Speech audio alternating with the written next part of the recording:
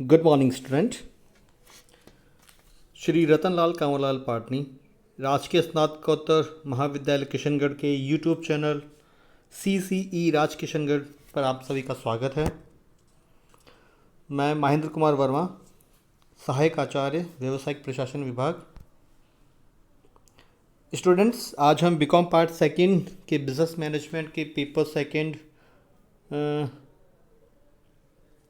Fundamental of entrepreneurship है, उद्यमिता के आधारभूत तत्व में हम आज अध्ययन करेंगे। आज हमारा जो व्याख्यान है वो है सामाजिक आर्थिक वातावरण एवं उद्यमिता, यानी कि socio economic environment and entrepreneurship.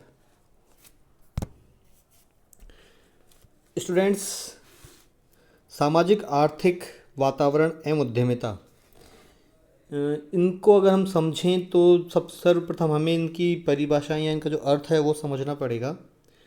तो जो उद्यमी वातावरण है उसकी अर्थ हम परिभाषा में हम सबसे पहले जो बात कर रहे हैं वो वेबस्टर के शब्दकोश के अनुसार जो परिभाषा है उसके बारे में बात कर रहे हैं। उन्होंने लिखा है अपने शब्दकोश में कि वातावरण से तात्पर्य उन घेरे रखने वाली दशाओं, प्रभाव एवं परिस्थितियों से है जो सभी व्यक्तियों या जीवित प्राणियों के जीवन को प्रभावित करती है।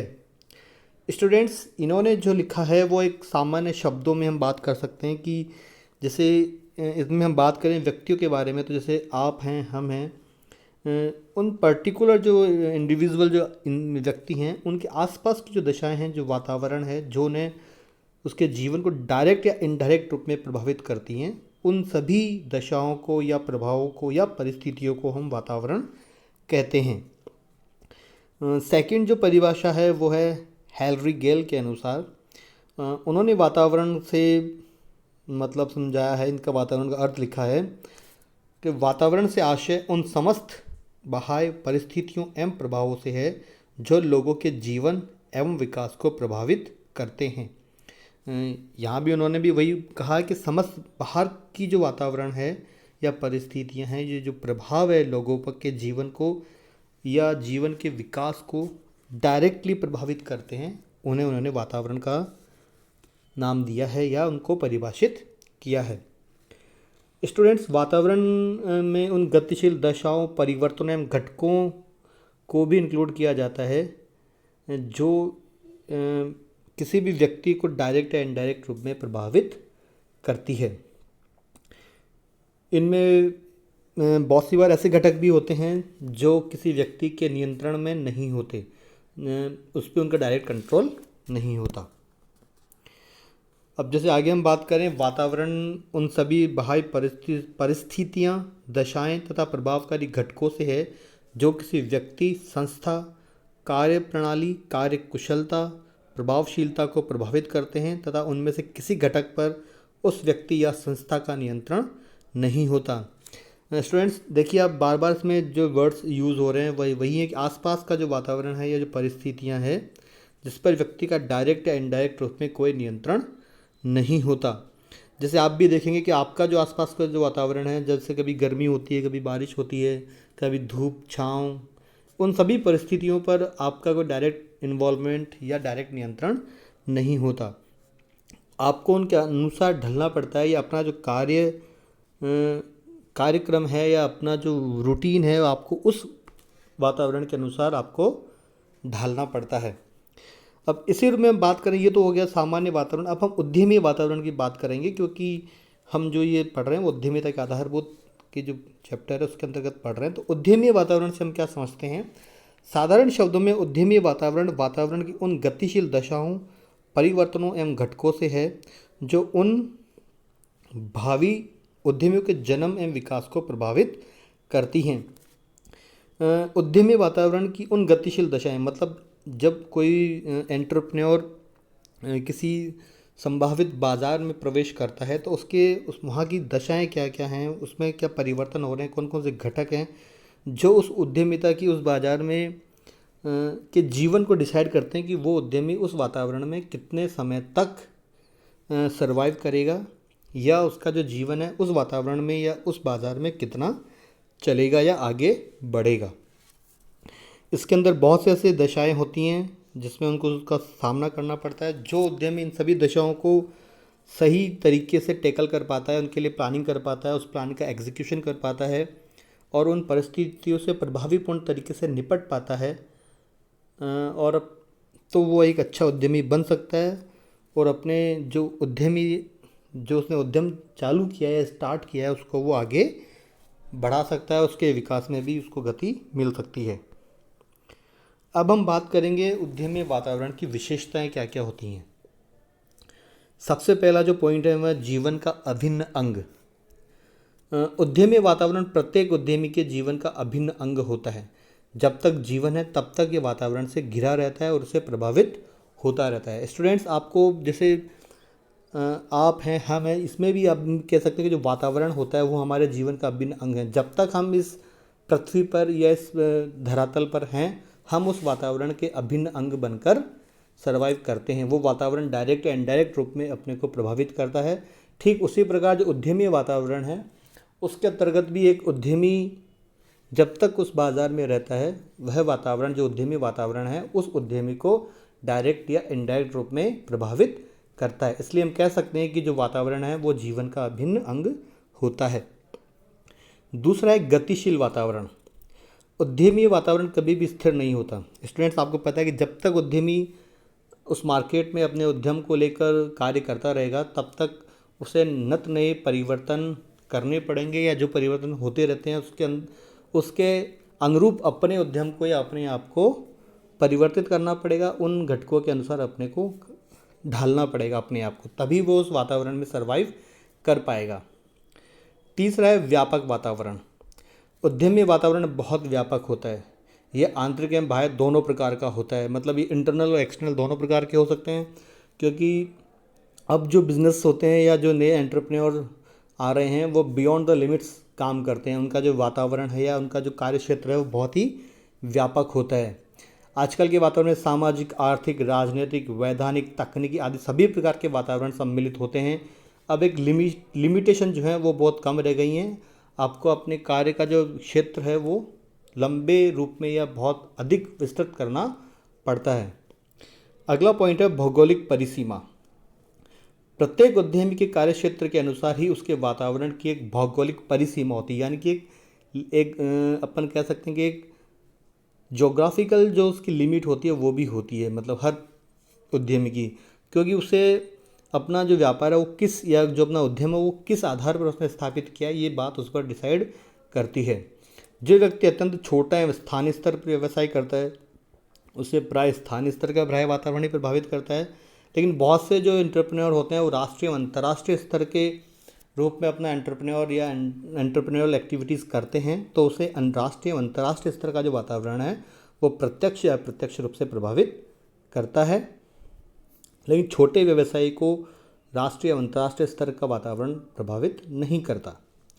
अगला पॉइंट है परस्पर निर्भर घटक।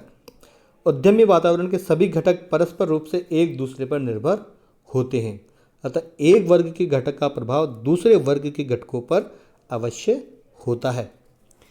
अगला पॉइंट है संसाधनों का विनिमय, मतलब रिसोर्सेज का एक्सचेंज। प्रत्येक उद्यमी अपने कार्यों या उपक्रम के लिए आवश्यक संसाधन वातावरण से प्राप्त करता है तथा उनसे उत्पन्न उत्पादों या सेवाओं को भी वह उसी वातावरण को देता है। यानी कि जो मेन पावर है या कैपिटल है, फाइनेंस है, रॉ मटेरियल है, जो जिस वातावरण से अगर वो प्राप्त कर रहा है तो उनसे उत्पादित या उत्पन्न जो भी वस्तुएं हैं वो उसी वातावरण को देता है जिस वातावरण से वो प्राप्त करता है। इसलिए हम कह सकते हैं कि इसमें रिसोर्सेज का एक्सचेंज होता है। अगली जो इसकी विशेषता है वह है सूचनाओं का विनिमय, यानी कि इंफॉर्मेशन का एक्सचेंज। आप जानते हैं स्टूडेंट्स कि आजकल का जो सिनेरियो है या प्रेजेंट का सिनेरियो है वो डेटाबेस का सारा सिनेरियो, जो अच्छी सूचना एकत्रित कर लेता है वो ज़्यादा सफल उद्यमी बन सकता है। प्रत्येक उद्यमी वातावरण से सूचनाएं लेता है और देता है। इस प्रकार प्रत्येक उद्यमी वातावरण से सूचनाओं का आदान प्रदान भी करता है। और सूचनाओं का जहाँ तक है कि उसे अपने कॉम्पिटिटर से रिगार्डिंग, गवर्नमेंट पॉलिसीज़ के रिगार्डिंग, अपने कस्टमर्स के रिगार्डिंग अपने एम्प्लॉयज़ के रिगार्डिंग बहुत सी सूचनाएं हैं उसको वातावरण से लेनी भी होती है और उन सूचनाओं को वो वातावरण के साथ शेयर भी करता है। अगला पॉइंट है विस्तृत बाजार। प्रत्येक उद्यमी के लिए वातावरण में ही बाजार विद्यमान होता है।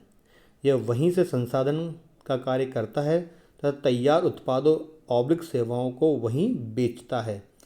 जो उसका बाज़ार है वो विस्तृत होता है, मतलब एक उद्यमी के लिए बाज़ार में जो भी उसका बाज़ार जो उसने डिसाइड किया है वो उसके लिए सर्वे सर्वा हो सकता है। जो भी उत्पाद या सेवाएं वो तैयार करता है वो उसी बाज़ार में उसको वापस बेचता भी है या अपने उपभोक्ताओं तक वो पहुंचाता भी है। अगला पॉइंट है वातावरण की अपेक्षा। वातावरण प्रत्येक उद्यमी से अपनी संतुष्टि की अपेक्षा रखता है। मतलब आप इसमें ये कह सकते हैं कि जो प्रत्येक उद्यमी है वो वातावरण को संतुष्ट करता है। वातावरण से यहाँ मतलब एक जो उद्यमी वातावरण है जो उसके अंतर्गत जो भी आते हैं, जैसे गवर्नमेंट पॉलिसीज़ हैं, टेक्निक्स हैं, रॉ मटेरियल जहाँ से वो ले रहा है, अपने डिस्ट्रीब्यूटर्स हैं, अपने रिटेलर्स हैं, अपने कस्टमर्स हैं, अपने एम्प्लॉयज़ हैं, जो उसके वातावरण के अंतर्गत आते हैं वो वातावरण के जो घटक हैं वो एक उद्यमी से संतुष्टि की अपेक्षा रखते हैं। जो उद्यमी अपने वातावरण की अपेक्षा को संतुष्ट नहीं करता वह धीरे धीरे उस बाज़ार से स्वतः ही नष्ट हो जाता है। उसके लिए कोई अलग से उसको वॉश आउट करने की ज़रूरत नहीं होती है। उसे अगर वो अपने वातावरण का तालमेल नहीं रख पाता तो वो उस वातावरण से स्वतः ही गायब हो जाता है या नष्ट हो जाता है। अगला पॉइंट है अवसर एवं चुनौतियाँ अथवा बाधाएं। प्रत्येक उद्यमी का वातावरण उसे अनेक प्रकार के अवसर अपॉर्चुनिटीज़ प्रदान करता है। दूसरी ओर ये अवसरों के साथ ही चुनौतियाँ और बाधाएं भी खड़ी करता है, क्योंकि जब भी कई अपॉर्चुनिटीज़ होती हैं तो उसके साथ में हर्डल्स भी होती हैं। जब आप उन हर्डल्स को पार कर लेते हैं तो आप उन चुनौतियों को या उन अवसरों को कैश कर पाते हैं या उन अवसरों के साथ अपने उद्यम को आगे बढ़ा पाते हैं और आप अपने उद्यम को सफल कर पाते हैं जब आप चुनौतियों का सामना करके अवसरों का लाभ उठा लेते हैं। अगला पॉइंट है परिवर्तनों के अनुरूप परिवर्तन।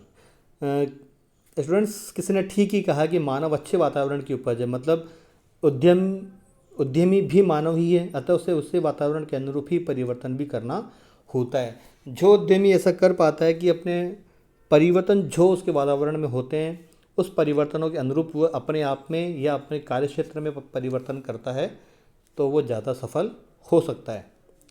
अगला पॉइंट है वातावरण जोखिम एवं अनिश्चितता उत्पन्न करता है। वातावरण प्रत्येक उद्यमी के जीवन में जोखिम एवं अनिश्चितता उत्पन्न करता है, क्योंकि कोई भी ऐसे जो घटक होते हैं जिस पर एक उद्यमी का डायरेक्ट रूप से कोई कंट्रोल या नियंत्रण नहीं होता वो उसे डायरेक्ट इफेक्ट करते हैं। तो इसमें जो एक अनिश्चितता बनी रहती है वातावरण में वो हमेशा एक उद्यमी की जोखिम को बढ़ाती है।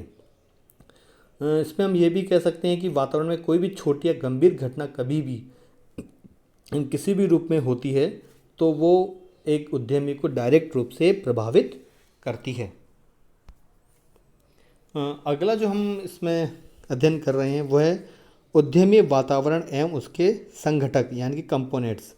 Entrepreneurial environment and it's components, मतलब उसके क्या क्या घटक होते हैं जो उसके वातावरण के साथ कार्य करते हैं। इसमें जो पहला पॉइंट है वह व्यष्टि या प्रत्यक्ष कार्य वातावरण, माइक्रो और डायरेक्ट टास्क एनवायरनमेंट, और दूसरा है समष्टि या अप्रत्यक्ष कार्य वातावरण यानी कि मैक्रो और इनडायरेक्ट टास्क एनवायरनमेंट। इसमें हम जो पहला जो इसका पॉइंट है उसमें हम डिस्कस, उसमें जो उसके संघटक हैं यानी कि जो व्यष्टि या प्रत्यक्ष कार्य वातावरण के जो कंपोनेंट्स हैं उसके बारे में हम बात करेंगे। सबसे पहला जो पॉइंट है वो आता है उद्यमी के उद्देश्य एवं नीतियाँ, कि उन्होंने एक उद्यमी ने अपने उद्यम के लिए कौन से उद्देश्य एवं नीतियाँ डिसाइड की है, वो किन नीतियों के आधार पर अपने व्यवसाय को आगे बढ़ाएगा, उसका उद्देश्य क्या है। दूसरा है बाजार की स्थिति एवं आकार, यानी कि जिस बाज़ार में एक उद्यमी ने अपने वेंचर को स्थापित किया है उस बाज़ार की स्थिति एवं आकार क्या है, यानी कि उसने छोटे स्तर पर कार्य करना प्रारंभ किया है या बड़े स्तर पर, मतलब यानी कि जिले स्तर पर, स्टेट लेवल पर, नेशनल लेवल पर या इंटरनेशनल लेवल पर उसके बाज़ार की स्थिति एवं आकार कैसा है। अगला पॉइंट है संभावित ग्राहक, कि उसके प्रपोज्ड के लिए जो संभावित ग्राहक हैं वो किस प्रकार से उसके पास आएंगे या उनको वो कैसे जनरेट करेगा इस प्रतिस्पर्धा की स्थिति में। अगला पॉइंट है प्रतिस्पर्धा की स्थिति, कि उसने एक उद्यमी ने जब अपना वेंचर स्टार्ट किया है या कार्य करना स्टार्ट किया है, तो वहाँ पर बाज़ार में या उस वातावरण में उसके कॉम्पिटिटर, उसकी प्रतिस्पर्धा की स्थिति कैसी है, उसके कौन कौन से कॉम्पिटिटर हैं जो ऑलरेडी उस मार्केट में अवेलेबल हैं, उनकी स्थिति का भी एक उद्यमी को पता होना चाहिए। अगला पॉइंट है आपूर्तिकर्ताओं की उपलब्धि तथा उनकी नीतियाँ।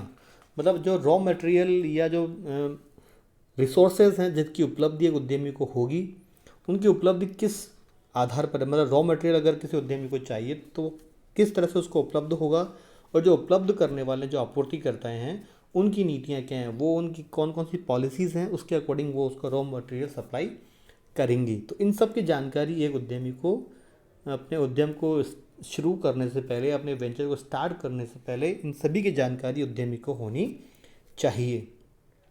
अगला विपणन मध्यस्थ, मतलब मार्केटिंग मीडिएटर्स उसके कौन कौन से होंगे। अगर वो डायरेक्ट कस्टमर के पास जाएगा या अपने मीडिएटर्स वो बीच में अपने ग्राहकों को और अपने बीच में कोई मीडिएटर्स अगर कोई उद्यमी चाहता है, तो वो मीडिएटर्स कौन कौन से होंगे, रिटेलर्स, होलसेलर्स, जो उनकी सप्लाई चेन है वो क्या होगी, इसके बारे में भी उसको पता होना चाहिए। अगला पॉइंट है जनसमूह। जैसे जनसमूह में आएंगे वित्तीय, जनसंचार, सरकारी तंत्र, स्थानीय संघ एवं संस्थाएं, ग्राहक और कर्मचारी।